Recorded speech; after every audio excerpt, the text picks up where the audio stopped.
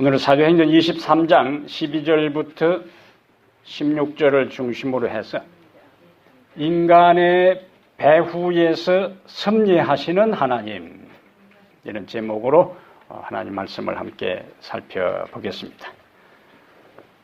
저는 목회를 하면서 여러분들이 아시는 대로 공군부대에서 근무를 했어요.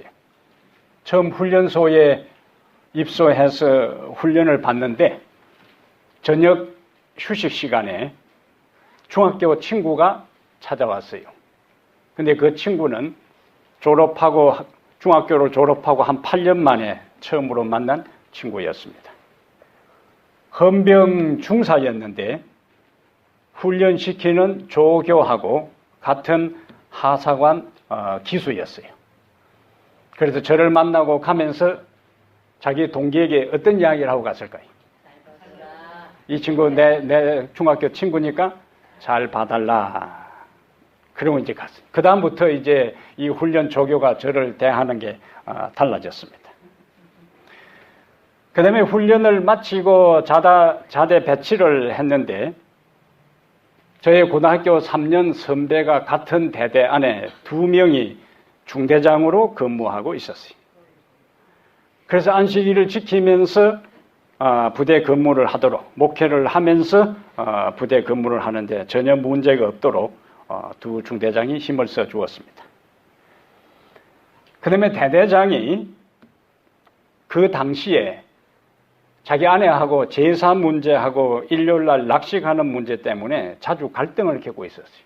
이 아내는 대대장 부인은 아주 신앙적으로 열심히 있기 때문에 일요일 되면은 자기 남편하고 교회를 출석하기를 원하고 제사도 드리지 않기를 원하는데 또 장남인 이 대대장은 제사를 드리려고 하고 또 낚시를 좋아하기 때문에 일요일날 교회 가는 대신에 낚시하러 가기를 원했어요. 그것이 자주 이 부부싸움의 원인이 되기 때문에 틈만 나면은 대대장실 부관실을 통해서 저를 이제 호출합니다. 그래서 대대장실에 가면은 그 이야기를 누구에게 이야기하겠어요? 그래서 저는 이등병 쫄병이고 대대장이지만은 그 대대장이 하도 답답하니까 저를 불러서 자기 아내하고 이 신앙적인 문제, 또 이 제사 문제와 자기는 낚시하러 가고 싶은데 교회를 꼭 가자고 우기는 이것을 어떻게 하면 좋겠느냐고 이제 저에게 이야기를 하면서 시간을 보냈습니다. 그래서 제가 짧은 기간 동안의 군 생활이지만은 생각지도 아니한 사람들이 연결되어서 제 군 생활도 초기에는 좀 안실 문제 때문에 힘들었지만은 그것이 잘 해결되고 또 제가 믿는 신앙도 그들에게 나눌 수 있는 기회를 하나님께서 허락하셨어요. 이러한 모든 것을 뭐라 부른다고요? 하나님의 섭리라 그래야지. 하나님이 바울을 불러서 사명을 주셨습니다. 근데 지금 바울은 유대인들에게 억울한 누명을 쓰고 부대 안에 있는 그 감옥에 투옥되어 있어요. 근데 11절에 지난 시간에 우리가 살핀 것처럼 그날 밤에 주께서 바울 곁에 서서 이르시되 담대하라. 내가 예루살렘에서 나의 일을 정언한 것 같이 로마에서도 정언하여야 하리라. 바울은 이 말씀을 듣고 어떤 생각을 했을 거예요? 이제 내일이면은 뭔가 좋은 일이 일어나겠다. 12절 보시죠. 날이 새매. 그 다음에 이제 11절하고 연결시키면 우리의 기대는 뭡니까? 석방이 돼야 이제 예수님께서 직접 바울에게 나타나서 네가 예루살렘에서 나의 일을 정언한 것 같이 로마에서도 정언하여야 하리라. 마땅하게 네가 로마에 가리라 했으니까 날이 새매. 간수가 와서 이제 석방이라 이래 해야 날이 새매 다음에 연결될 수 있는 상황인데, 근데 여기는 뭡니까? 날이 새매. 날이 새매하는 것은 하나는 긍정적인 뉘앙스고 하나는 부정적인 뉘앙스예요.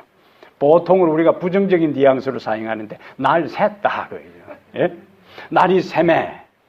유대인들이 당을 지어 맹세하되 바울을 죽이기 전에는 먹지도 아니하고 마시지도 아니하겠다 하고 이같이 동맹항자가 40여 명이나 되더라. 새날이 밝아오면 무언가 긍정적이고 좋은 일이 일어날 것이라고 기대했는데 오히려 새날은 밝았지만은 다윗에게 전개되는 상황은 기대와는 딴판이었어요. 이러한 것들이 우리의 삶에도 유사하게 일어날 수가 있습니다. 우리가 이러한 때에 어떻게 반응해야 하는가?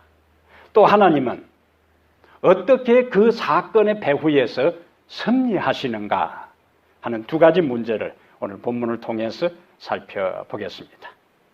기대한 대로 상황이 전개되지 아니할 때에 우리는 어떻게 해야 하는가? 그 다음에 우리가 기대한 대로 상황이 전개되지 아니할 때에 하나님은 그 배후에서 어떤 일을 하고 계시는가? 이것을 오늘 우리가 마지막 23장 후반부를 통해서 살펴보겠어요.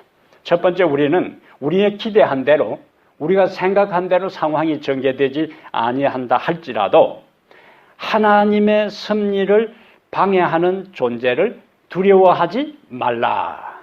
하나님의 섭리를 방해하는 존재들을 뭐 하지 말라고요? 두려워하지 말라. 하나님이 약속하셨다고 모든 게 항상 즉각적으로 순조롭게만 진행되는 것이 아니다. 사단은 하나님의 목적이 성취되고 하나님의 뜻이 이루어지고 하나님의 백성이 축복을 받는 그것을 사단이 가만 보고만 있지 않습니다. 하나님의 약속이 확실한 것만큼 하나님의 명령이 분명한 것만큼 사단의 반대도 똑같이 강하게 자기 휘하의 모든 악의 세력, 어둠의 세력들을 다 총동원해서 하나님의 약속, 하나님의 말씀이 성취되고 진행되는 것을 방해하기 시작합니다. 그러한 결과로 우리가 하나님의 약속을 믿고 열심히 기도했는데 열심히 기도하면 일이 잘 풀려야 되는데 오히려 열심을 내는 것만큼 일이 안 풀릴 때가 있어요. 이러면은 사람들은 기도해봐야 소용없다. 이런 결론을 내리는데 그렇게 하면 안 된다는 거예요. 이제. 오히려 질병의 치유를 위해서 하나님께 기도해도 병이 더 악화될 수가 있습니다. 사업은 더욱 어렵게 되고 계획한 일들은 풀리지 않고 점점 더 꼬일 수가 있습니다. 그러나 기억할 것은 그것이 영원히 지속되는 것이 아니고 그렇게 하다가 우리의 삶이 마치는 것이 아니고 그것은 한때다. 한때다. 그래서 12절, 13절에 11절에서 하나님께서 예수님을 파견해서 예루살렘에서 나의 일을 증언한 것 같이 로마에서도 증언하여라는 분명한 약속을 주셨음에도 12절, 13절의 상황은 딴판으로 전개되는 거예요. 앞에 바울이 이제 군중들에게 끌려가서 폭행을 당하다가 그 다음에 신문을 받을 때에 자신이 로마 시민권자라는 사실을 밝혀서 가까스로 위기를 모면했어요. 그런데 이번에 전개되는 상황은 인간적으로는 그가 피하기 어려운 상황처럼 보입니다. 자그마치 몇 명이 죽이려고요? 40여 명이. 그냥 결심한 것도 아니에요. 어느 정도? 바울을 죽이기 전에는 먹지도 아니하고 마시지도 않겠다. 그것도 맹세했어요. 유대인들에게 있어서 맹세는요 굉장히 중요합니다. 우리는 맹세하고 그냥 뭐 썩은 새끼줄처럼 포기해버리지만은 유대인들에게 있어서 맹세라는 거는 그거는 자기들의 생명을 걸고 하는 거예요. 문화적으로 관습적으로 유대인들의 의식 상황이 맹세라는 단어가 들어가면은 그 맹세는 끝까지 지키는 거예요. 바울을 죽이기 전에는 아무것도 먹지 않기로 하면서 어떤 전략을 세우냐면은 14절 15절에 보면은 대제사장들과 장로들, 이것은 유대인들의 가장 최고 의결기관인 산헤드린 회의의 중요 멤버들입니다. 대제사장들과 장로들. 이거는 정치적인, 종교적인, 법적인 삼권에 대한 모든 것이 통합된 것이 산헤드린 공회요. 유대인들의 가장 권력기관입니다. 그래서 이 40여 명이 맹세를 하고 이슬람 자살 특공대들처럼 맹세를 하고 장로들과 그 다음에 대제사장들에게 다시 우리가 좀 이 공회에서, 사내들은 공회에서 바울을 재신문해야 되니까 바울을 호송해서 데리고 오라는 거예요. 데리고 오면 어떻게 하겠다고? 길에 매복하고 있다가 바울을 죽이겠다는 거예요. 그럼 우리가 상식적으로 로마 군인들이 사내들인 그 군 막사 안에 있는 감옥에서 바울을 호송해서 사내들인 회의장으로 이송할 때 바울 한 명을 호송하면서 로마 군인들이 40명씩 동원되겠어요? 그냥 몇 사람 상징적으로 데리고 갈 거예요. 그런데 그를 죽이려고 맹세하고 자살특공대처럼, 그러면 로마군을 죽이려고 하면 싸움이 벌어져야 되는 것이고, 그 다음에 그 후유증으로 그들은 나중에 체포되어서 로마 시민을 죽이고 로마 군인을 공격한 것 때문에 그들 또 죽을 수가 있어요. 그러니까 이 40명은 요즘 말하자면 이슬람 자살특공대하고 똑같은 상황입니다. 자기들의 모든 미래의 생명을 내놓고 바울을 죽이겠다는 사람. 거기다가 바울을 호송하는 사람은 40명이 되지도 않을 거라고요. 그들하고 싸움을 벌이면서 어떻게 하든지 바울을 죽이려고 하는 상황이 지금 이제 전개되는 겁니다. 지금까지는 바울이 잘 이런저런 상황에서 아슬아슬하게 그 상황을 벗어났는데 지금 업무가 비밀리에 진행됩니다. 아무도 몰라요. 그리고 그 업무는, 그 계략은 외형적으로 성공할 것 같습니다. 사람의 세상, 사람의 관점, 인간의 영역에서만 보면은 이제는 바울은 영락없이 죽었어요. 근데 우리가 항상 기억할 것은 하나님이 계신다는 거예요. 하나님은 다 보고 계셨고, 하나님은 다 듣고 계셨고, 하나님은 다 알고 계셨습니다. 우리 성경에 이 유사한 사항들을 많이 보는데요.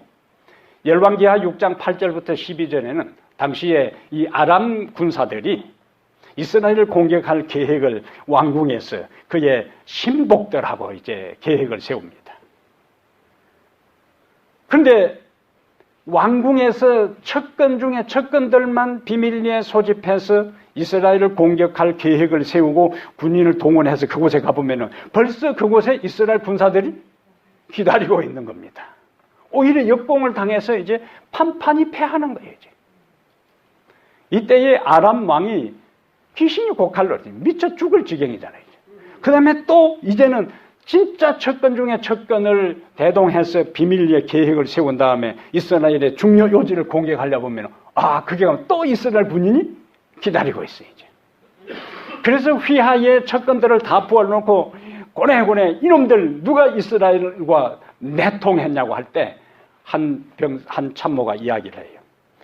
왕궁 이스라엘에는 한 선지자가 있는데 임금님의 침실에서 임금님 왕비하고 소곤거리는 이야기까지도 다 들을 수 있는 선지자가 있기 때문에 그 선지자가 다 알려줍니다. 이 상황이 여기서 지금 전개되는 거예요. 하나님께서 바울에게 무슨 약속을 했어요? 네가 예루살렘에서 정언한 것 같이 로마에서도 정언하여 하리라. 그러나 날이 셀 때의 상황은 그렇지를 않았어요. 이러한 것은 봄이 오기 전에 가장 추운 겨울을 지나야 하는 것처럼, 새벽이 오기 전에 깜깜한 밤을 통과해야 하는 것처럼, 바울의 삶에 있어서 하나님의 약속한 것이 성취되는 데 있어서는 아슬아슬한 이러한 상황을 넘어가야 하는 것입니다. 그래서 우리는 하나님의 섭리를 방해하는 존재를 뭐하지 말라? 두려워하지 말고, 어려움이 있다고 낙심하지 말고, 믿음으로 하나님의 섭리의 때를, 하나님의 약속이 성취될 때를 믿음으로 기다리게 되기를 바랍니다. 이 맥스 루케이도라는 사람이 여러 책을 썼는데 이분이 쓴 책 가운데 위로라는 책이 있어요. 그 가운데 아주 우리에게 위로를 주고 용기를 주는 구절이 있습니다. 하나님이 우리를 위하신다. 옆을 돌아보라. 하나님이 우리를 보시고 응원하신다. 결성선 너머를 보라. 하나님이 우리를 보시고 박수치고 계신다. 계속 달리기에는 지쳤는가? 하나님이 안고 가신다. 계속 싸우기에는 낙심이 되는가? 하나님이 붙드신다. 하나님이 우리를 위하신다. 아멘. 그렇다면 하나님의 섭리를 방해하는 세력들을 우리가 두려워하지 하지 않을 수 있는 이유가 무엇인가? 그것이 16절이에요. 하나님의 섭리를 방해하는 존재를 뭐 하지 않는? 두려워하지 않을 수 있는 이유가 무엇인가? 16절 보겠습니다. 바울의 생질이 그들이 매복하여 있다함을 듣고 와서 영내에 들어가 바울에게 알린지라. 하나님은 그들의 업무가 그들의 계획대로 착착 진행되도록 방치하고 계시지 않았습니다. 조카로 하여금 그 사실을 알게 하고 알리게 했어요. 그런데 성경은 이 조카가 그들이 40명이 그리고 대제사장들과 장로들과 의논한 그 사실을 이 조카가 어떻게 그 정보를 입수했는지에 대해서는 침묵합니다. 그러나 어떤 형태든지 간에 하나님이 간섭하셔서 조카가 그 정보를 입수하여 바울에게 알린 것은 사실이에요. 그 배후에 하나님의 섭리가 있다는 거예요. 성경에서 하나님의 이름이 한 번도 언급되지 않은 책이 있습니다. 66권 가운데. 그 에스더라는 책에는 하나님의 이름이 한 번도 언급되어 있지 않아요. 하나님의 이름이 한 번도 언급되어 있지 않지만은 에스더 1장부터 마지막 10장까지 그 배후에 하나님이 묵묵하게 섭리하시는 이야기가 바로 에스더서의 이야기입니다. 2장에 모르드게라는 사람이 등장해요. 그가 대궐 입구에 있다가 왕을 암살하려는 내시들의 정보를 듣고 그 다음에 그것을 즉시 왕후에게 알립니다. 그리고 그들을 체포해서 조사해 보니까 사실이었어요. 그런데 성경은 그때에 모르드게는 아무런 상을 왕이 모르드게에게 상을 하사했다는 기록이 없습니다. 그러다가 하만이라는 사람이 이제 등장해요. 하만이라는 사람이 왕의 척근 중에 척근으로 자리 잡으면서 왕 다음에 권세를 휘두르기 시작합니다. 모든 사람들이 하만이 떴다 하면 그 앞에 그냥 다 엎드려서 경의를 표하는데 누구만은 모르드게만은 그것에 그런 경의를 표하지는 않아요. 불만이 가득 찬 이 하만은 어떻게든지 모르드게를 제거하고 모르드게가 속한 유대 민족까지도 하루에 다 몰살시키겠다고 계획을 세웁니다.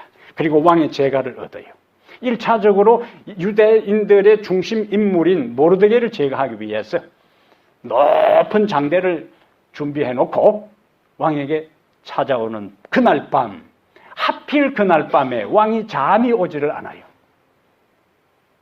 그래서 비서들을 통해서 왕궁 일기를 가져와서 내가 잠들 때까지 읽으라고 해요. 그런데 이 사관들이 매일매일 왕국에 일어난 일들을 다 기록하고 있는데 하필이면은 그 많은 분량 중에서 어디를 읽어요? 모르드게가 왕을 암살하는 음모를 고발해서 사실로 드러나서 처형시킨 그 이야기를 그 사관이 읽을 것이 뭐냐 그거예요. 그 사건 이후로 전개되는 거 보면은 모르드게를 장대 위에 달려고 했던 그 장대에 누가 달리고 하만이 달리고 이스라엘을 하루아침에 몰살시키려고 전멸시키려고 했던 그 계획은 수포로 돌아가고 오히려 유대인들이 자기들의 원수들을 제거하는 일들이 바로 에스더 후반부에 전개됩니다. 외행적인 인간적인 상 그 배후에 하나님의 이름이 한 번도 언급되어 있지 않는 에스더 그 책 현실적인 눈앞의 상황만 보면은 모르드게는 장대에 달려야 되고 그 다음에 하루아침에 결정된 그날 이스라엘 모든 사람들은 다 전멸을 당해야 그것이 정상이에요. 그러나 우리가 잊지 말아야 될 것은 그 사건 배후에 항상 누가 계신다? 하나님이 계신다. 하나님이 계신다. 이것이 모든 결정적인 순간에 하나님의 섭리가 역사한다는 것을 우리는 기억할 필요가 있어요. 그래서 하나님은 전혀 예기치 않은 인물을 준비시키셔서 우리에게 가장 결정적인 순간에 도움을 주시는 분이십니다. 다윗을 보세요. 다윗하고 요나단하고 친구가 될 수 없는 사이입니다. 정적이요 따져보면 다윗이 왕이 되면 요나단은 왕이 될 수가 없습니다. 그래서 자기 아버지가 다윗을 제거하려고 할 때 요나단은 적극적으로 뭐 해야 돼요? 협력해야 돼요. 그래야 자기가 아버지가 죽고 난 다음에 왕의 자리를 이어받습니다. 세상의 권력은 얼마나 무서운지요. 형제도 없습니다. 부모 자식도 없습니다. 권력의 욕망에 눈이 어두우면 아버지를 제거하고 형제를 제거합니다. 치열한 암투가 벌어집니다. 그런데 요나단은 암투를 벌일 필요도 없어요. 가만히 있으면 다윗만 죽으면 왕이 될 수 있는 그 위치에 있습니다. 그런데 요나단은 아버지를 도와 다윗을 제거하는 대신에 다윗이 살아나도록 나중에 왕이 되도록 배후에서 자기가 할 수 있는 모든 일을 다 합니다. 하나님의 섭리입니다. 바울에게도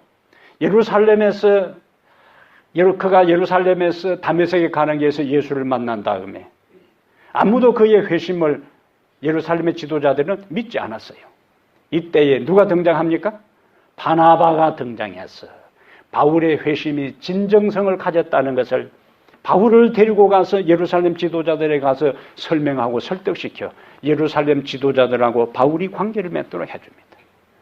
바울이 예수 그리스도의 광채를 본 다음에 눈이 보이지 않고 3일 동안 식음을 전폐하고 있을 때에 하나님은 누구를 보냅니까? 아나니아를 보내서 그의 눈을 뜨게 해주세요. 그 다음에 지금은 또 40명의 암살단 자객들에게 암살당할 위기에 하나님은 조카를 등장시켜 이 조카는 성경에 여기 한번 등장하고 사라집니다. 아무런 배경도 없습니다. 그런데 바울의 절대절명의 위기 속에 이 암살단에 의해서 처참하게 죽을 수 있는 그 위기의 순간에 한 번도 등장하지 않고 이 중요한 정보를 바울에게 전달해주고는 그냥 사라져요. 하나님은 우리가 생각하지도 못한 사람들을 우리가 필요하는 순간에 우리가 믿음 안에 그분을 절대적으로 신뢰하고 하루하루 살아가게 된다면 생각하지도 아니한 사람들을 동원시켜서 우리를 반드시 도와주십니다.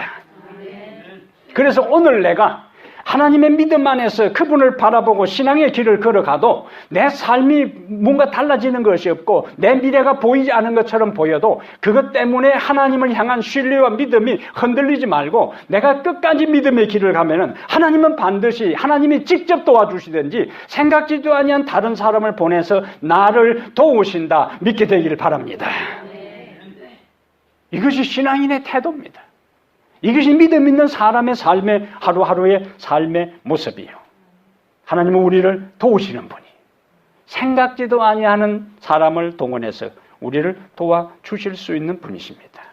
하나님께서 이 교회를 세우셨어요. 하나님께서 타코마 교회를 세우시고 교회의 주인으로 여기까지 오셨습니다.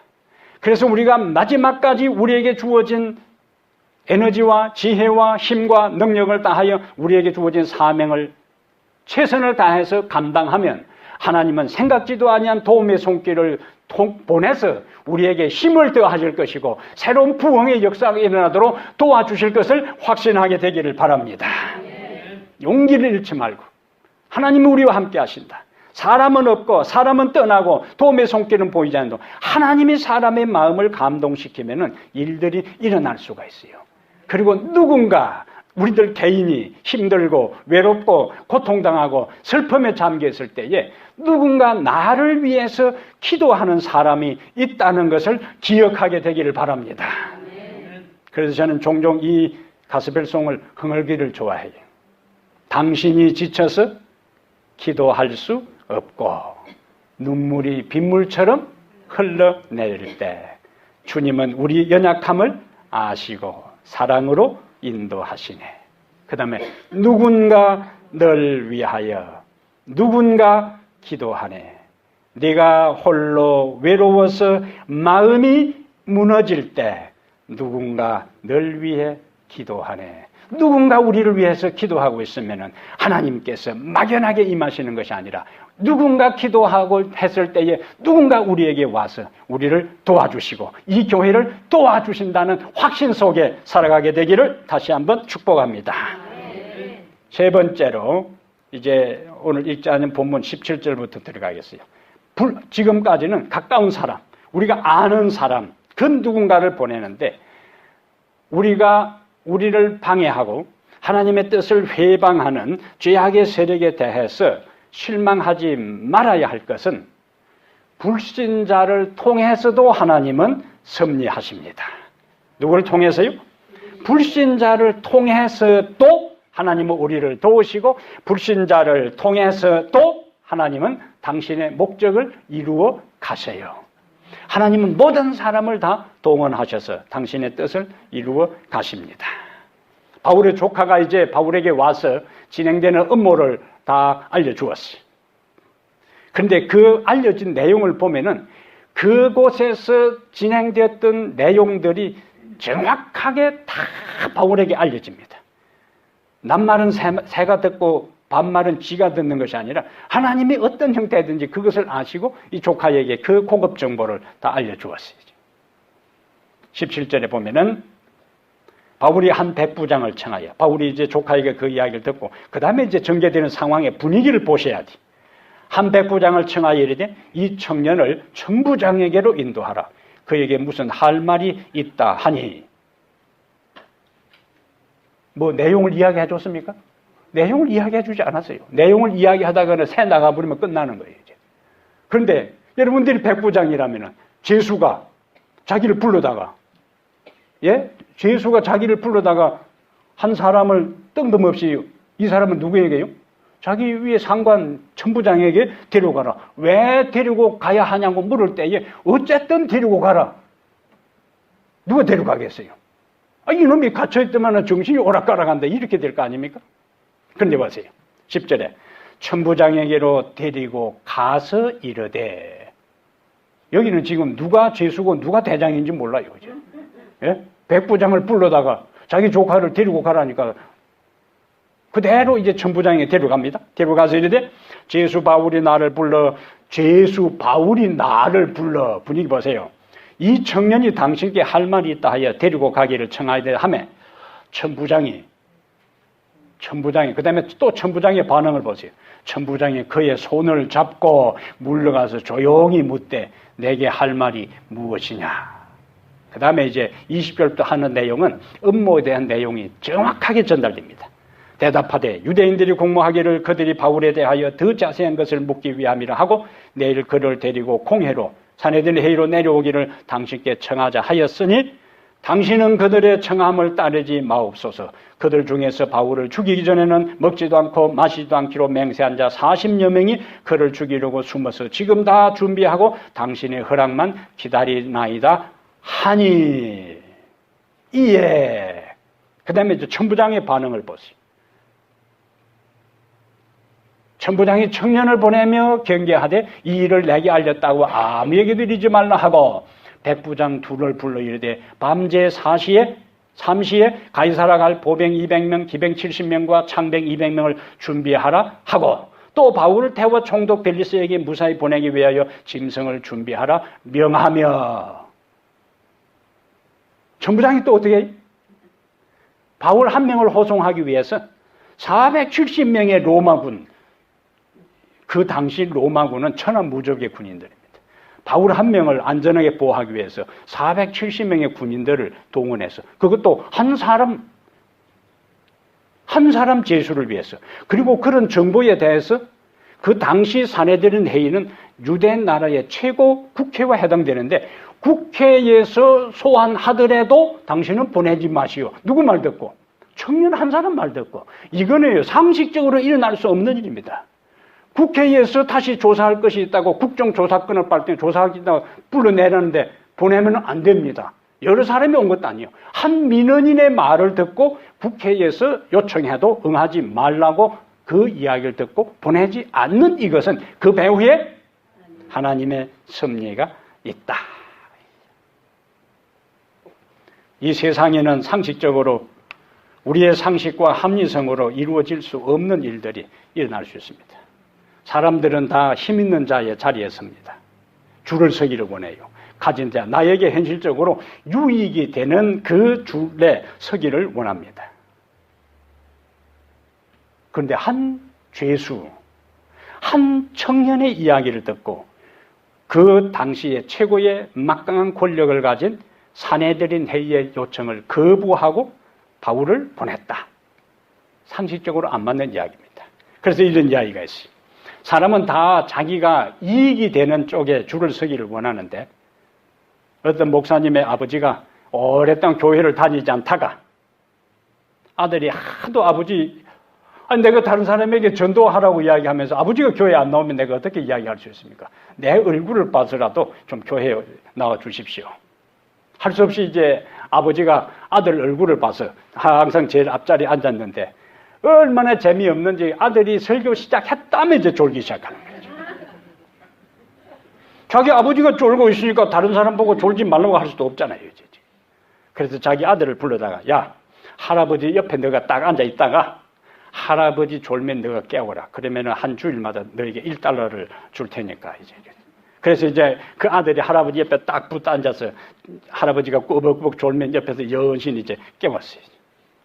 근데 어느 주일날 설교를 하는데 할아버지가 졸고 있어도 이 아들놈이 깨우지를 않아요. 집에 와서 야, 너 왜 안 깨웠느니까 할아버지가 나 조는데 안 깨우면 $2 준다고 했기 때문에 아버지는 $1 주지만 할아버지는 가만히 놔두면 $2 준다 했기 때문에 그냥 놔뒀다고. 그 $1, $2에 의해서도 그렇게 넘어가는 거예요. 사람들은 권력과 힘 있는데 다 줄을 서려고 할 때 힘없는 지금 죄수로 잡혀있는 바울 그리고 한 젊은이의 이야기를 듣고 이렇게 군대를 동원해서 그리고 바울을 태워 총독에게 보낼 짐승까지 준비하는 이것은 놀라운 역사입니다. 그것으로 끝나지 않아요. 그 다음에 25절에 또 아래와 같이 편지하니 일러스되 클라우디오 루시아는 총독 벨시각에 문안하나이다.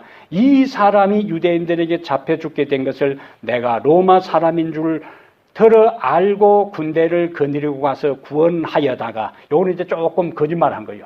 예? 요거는 그러다가 유대인들이 무슨 일로 그를 고발하는지 알고자 하여 그들의 공회로 데리고 내려갔더니 고발하는 것이 그들의 율법 문제에 관한 것뿐이요 한 가지도 죽이거나 결박할 사유가 없음을 발견하였나이다.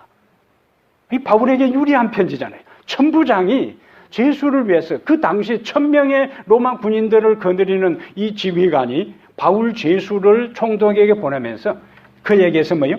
한 가지도 죽이거나 결박할 사유가 없음을 발견하였나이다. 추천서는요, 신뢰하고 그 높은 자리에 있는 사람의 추천서는 굉장한 힘이 있습니다. 근데 죄수 바울을 보내면서 1000명의 지휘관이 뭐라고요? 이 사람에겐 죽이거나 결박할 사유가 없고 그냥 자기들의 종교 문제인 것 같습니다. 하나님께서 그의 마음을 움직이신 거예요. 뭔가 도와주고 싶었던 거예요.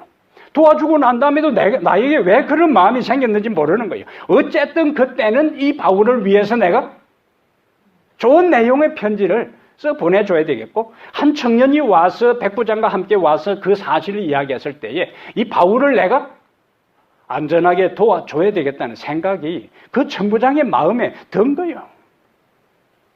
하나님은 불신자들의 마음까지도 뭐 하실 수 있다?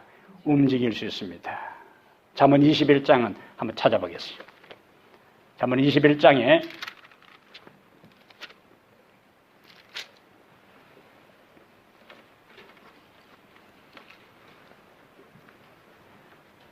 21장 1절 자 읽습니다.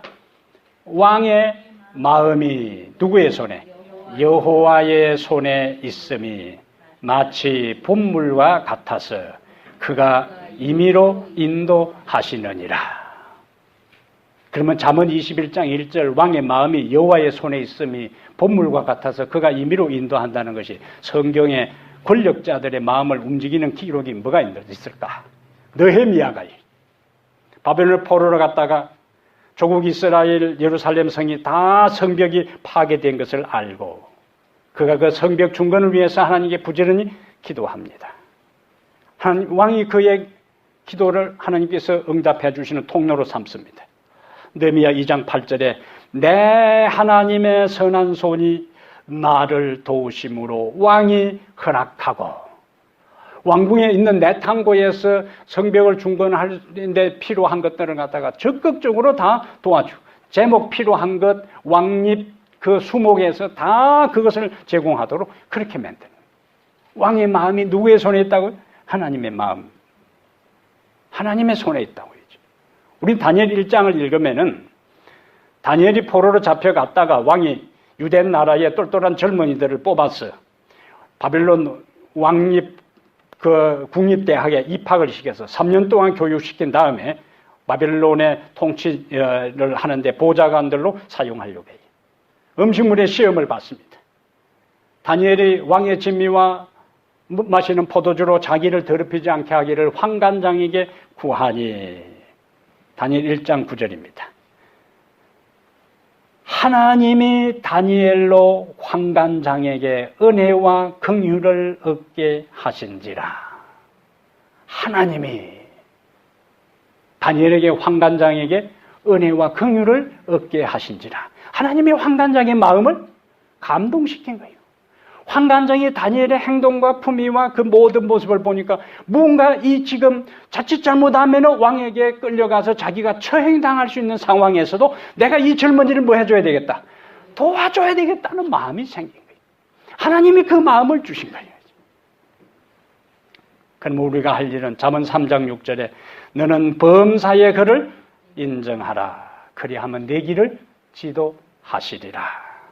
사랑하는 여러분, 하나님의 약속이 당장에 이루어지지 않는다고 실망하지 마시기를 바랍니다. 당신의 약속과는 반대로 상황이 전개되어도 두려워하지 마시기를 바랍니다. 하나님은 결정적인 순간에 섭리로 역사하시고 믿음의 사람들의 마음을 감동시키시고 나아가 불신자들의 마음까지 움직여서 당신의 뜻을 성취하시고 당신의 목적을 이루시고 우리에게 축복 주시기 위해서 행동하시는 하나님이십니다. 그러므로 오늘 우리 모두가 인간의 사건의 배후에서 섭리하시고 역사하시는 하나님을 한결같은 마음으로 절대적으로 신뢰하며 우리의 삶의 모든 염려와 근심과 문제를 그분에게 맡겨서 하나님의 시간표에 따라 하나님의 간섭에 의해서 당신의 목적이 성취되고 우리에게 축복이 되는 그러한 역사를 경험하며 살아가는 성도들 되기를 주의 이름으로 축복합니다. 하나님 우리 아버지, 인생을 사는 것이 만만하지 않습니다. 모든 것이 해결될 것처럼 보이다가 또다시 꼬이고 밝은 빛이 비치다가 사라지고 흑암 속에 갇힐 때가 많습니다. 열심히 기도해도 될 듯 하던 문제들이 해결되지 아니하고 또다시 원점으로 되돌아가는 상황에 처할 때 우리의 하나님을 향한 믿음이 흔들리고 확신이 무너질 때가 많습니다. 하나님 아버지, 우리의 삶에 우리를 힘들게 하는 모든 상황 속에서도 우리의 믿음이 흔들리지 않게 하시고 우리를 두렵게 하고 우리를 무너뜨리려고 하는 사단의 모든 음모에 대해 두려워하지 않게 해 주시옵소서. 주님은 상상하지 예기치 아니한 사람들을 통해 우리가 끝까지 믿음을 가지고 주님을 신뢰하며 살아갈 때 인생의 삶에 간섭하시고 믿음을 갖지 아니한 사람들까지라도 그리고 우리들 주변의 모든 사건 배후에 주님이 계셔서 당신의 뜻을 성취하시고 당신의 목적을 이루시고 당신에게 믿음을 가지고 끝까지 신뢰하는 우리들에게 축복이 되는 길로 인도하시는 하나님을 다시 한번 우리의 가슴 속에 모십니다. 주님 우리에게 믿음을 주시옵소서. 그리하여 이 세상의 험악하고 험난한 인생의 과정을 다 통과한다. 하나님 앞에 서서 우리가 찬양할 노래, 우리가 외칠 노래, 우리가 부를 노래, 우리가 간증할 노래는 매일 발걸음마다 예수 인도하셨다고 우리들 주변에 환호하는 환영하는 천사들에게 간증할 수 있는 그날이 오게 하여 주시옵소서. 그리하여 인간의 배후, 역사의 배후, 사건의 배후에서 섭리하시는 하나님을 오늘 한 주간도 아니요 우리의 인생이 끝날까지 아니요 주님 앞에 서는 그날까지 한결같은 마음으로 신뢰하며 바라보며 소망하며 의지하며 붙잡고 살아가는 성도들 되기를 우리 주 예수 그리스도 이름으로 간절히 축복합니다. 아멘.